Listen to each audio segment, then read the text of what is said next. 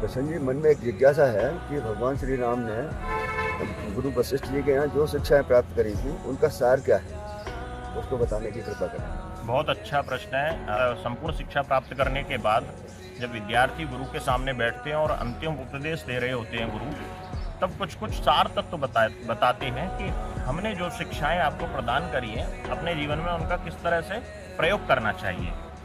तो कुछ सार तत्व हैं जिनमें से 2 सार तत्वों का आज हम चर्चा करेंगे और बाकी 3 सार तत्वों की कल चर्चा करेंगे। तो पहला जो सार तत्व गुरुजी ने भगवान श्री राम को बताया कि सत्यम वद धर्मम चर।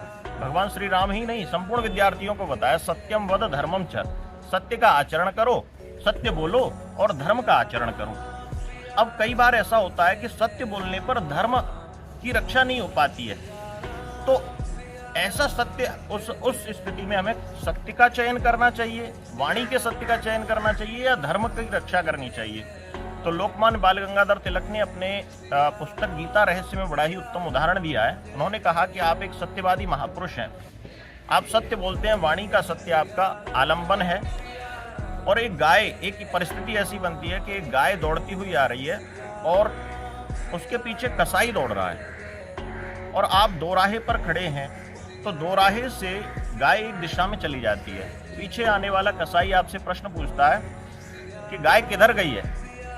तब आप अगर वाणी का सत्य बोलते हैं तो गाय की हत्या हो सकती है, और अगर आप वाणी से असत्य बोलेंगे तो गाय की रक्षा हो जाएगी। यहाँ पर धर्म की रक्षा हो रही है वाणी के असत्य से।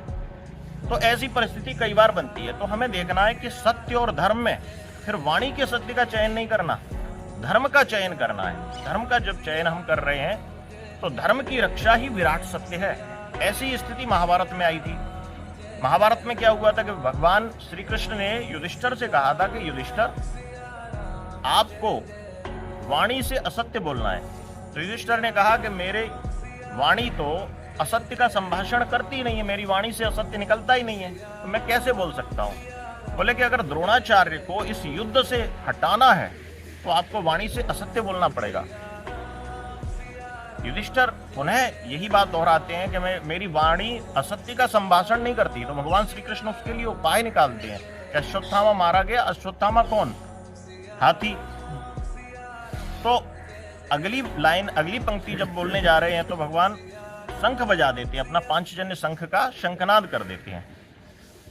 बाद में जब द्रोणाचार्य का वध हो जाता है, उसके पश्चात भगवान श्री कृष्ण अर्जुन को समझाते हैं कि देखो, तुम्हारा सत्य केवल वाणी का सत्य है और मेरा सत्य विराट सत्य है। क्योंकि हम यह युद्ध जो लड़ रहे हैं वो धर्म और अधर्म दोनों का युद्ध है, और धर्म की रक्षा हो सके, धर्म विजय हो सके, इसलिए यह युद्ध है। तो वाणी के सत्य में और धर्म की रक्षा में हमें धर्म की रक्षा का चयन करना होगा, और वही मार्ग सत्य का मार्ग कहलाएगा, चाहे आप वाणी से सत्य बोलें। आचार्य इस तरह से शिक्षा दे रहे हैं, सत्यम वद धर्मम चर। और दूसरी जो शिक्षा देते हैं वो आचार्य देवो भव, पितृ देवो भव और मातृ देवो भव। वो कहते हैं कि आचार्य आपके लिए देवता है, पिता आपके लिए देवता है और माता आपके लिए देवता है। माता, पिता और आचार्य प्रत्येक बच्चे के लिए देव होना चाहिए। आज हम बहुत सारी परिस्थितियां देख रहे हैं कि माता पिता जब बुजुर्ग हो जाते हैं तो इस पाश्चात्य संस्कृति के प्रभाव में बहुत सारे बच्चे अपने माता पिता को छोड़कर चले जाते हैं, कहीं और बस जाते हैं और उनको उनके हाल पर छोड़ देते हैं। अगर हम उन माता पिता और आचार्यों में देवत्व का दर्शन करेंगे तो माता पिता को अपने साथ रखेंगे, उनकी सेवा करेंगे, वही सेवा भगवान की सेवा होगी। दूसरा, जब आचार्य के द्वारा सिखाई हुई शिक्षाओं का हम अनुसरण करेंगे अपने जीवन में और उन शिक्षाओं से अपने कर्म क्षेत्र में आचरण करेंगे तो निश्चय ही हमारे ऊपर दैवीय कृपा बनी रहेगी। तो हमारी जो दैवीय कृपा है, हमारे ऊपर जो कई प्रकार के ऋण होते हैं, हम इस सृष्टि में जन्म लेते हैं तो हमारे पास कई ऋण होते हैं, देव ऋण, पितृ ऋण और ऋषि ऋण। तो देव ऋण और पितृ ऋण, देवताओं की कृपा बनी रहेगी, आचार्यों के और ऋषि ऋण, क्योंकि ऋषि आचार्य उसी परंपरा से, ऋषियों की परंपरा के ही वाहक हैं, इसलिए ऋषि ऋण, देव ऋण और पितृ ऋण, सब प्रकार के ऋणों से हमें मुक्ति मिलेगी। तो भगवान श्री राम भी जब सुबह प्रातःकाल उठते हैं तो वो प्रातःकाल उठ के रघुनाथा मात पिता गुरु नाभय माथा।